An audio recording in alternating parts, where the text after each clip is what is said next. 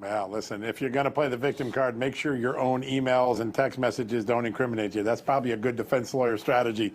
So he wanted to pretend he was a victim of malicious political prosecution. Ironic for a guy who opened up a fake case on Donald Trump. But what the case centers on is, did he, as he denied to Congress, authorize anybody to leak to the news media about Donald Trump or Hillary Clinton's big cases back in the 2016 election? He said he did not. He said it in 2017 and reaffirmed that in 2020. Well, his own emails show he was talking to Dan Richman, the man who was leaking to and working with the New York Times and providing them information. And Richman's telling him what he's done. And in his own emails, James Comey saying, good job. Oh, by the way, make that guy smarter. In other words, share more information with him on background.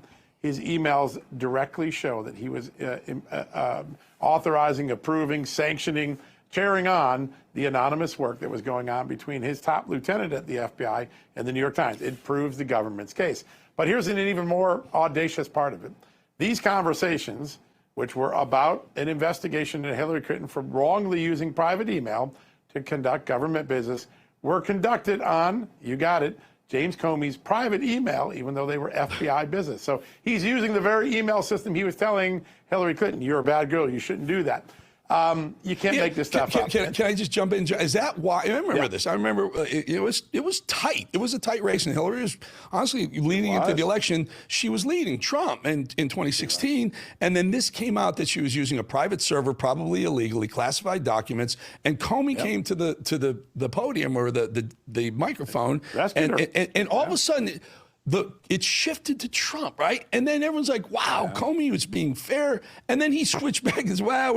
It's not as bad as we thought it was. So we're going to, not prosecute Hillary Clinton. And it started to move back in her direction. Is this because he realized that he was on the hook for doing exactly what he was outing her for doing?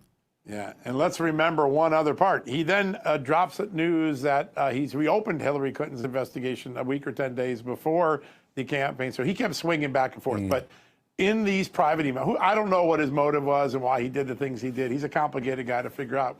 And sometimes what he says doesn't seem like to match the facts. But let's tell you what his own emails said about his frame of mind when he was in this period, exonerating Hillary Clinton and opening up what's turned out to be a fake investigation on Donald Trump on Russia collusion. His own emails with Dan Richman say he fully expected that he was going to be working soon for President-elect Hillary Clinton. In other words, he was betting that Hillary Clinton was going to win the election. That's his own words, not mine. And then he said, she will be grateful for the way I handled her case. So he was hoping that Hillary Clinton would be pleased with him because she was about to be the president and, oh, I might be working for her soon. Maybe I could keep my job in the Clinton administration. That stuff we didn't know. That is big stuff. It starts to lay potential motive or mindset for the falsehoods that he's accused of giving, for the way he handled Trump and Clinton very differently, why he continued to pursue Trump after the election when his own people were telling him, no case here, the Steele dossier is bogus.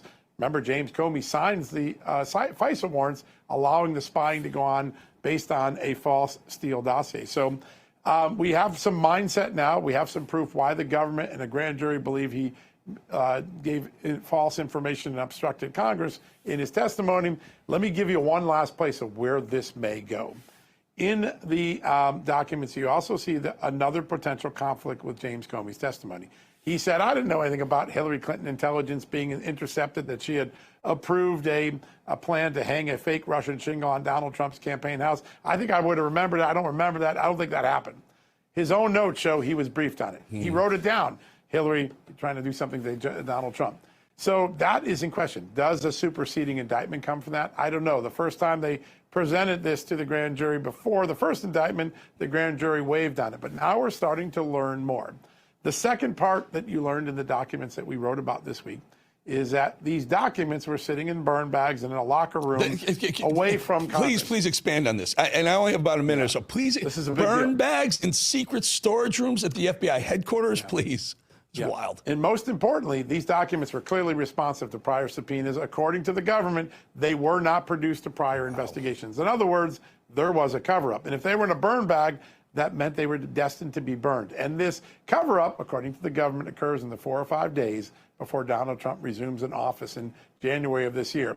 there is an ongoing criminal investigation into whether there was a cover-up to hide this evidence. If that cover-up leads to people who were in contact with either Chris Wray, the current FBI director at the time, or the former director, James Comey, we're starting to look at something a lot more serious. Now, those dots aren't connected, but there are hints of it in these documents. Man,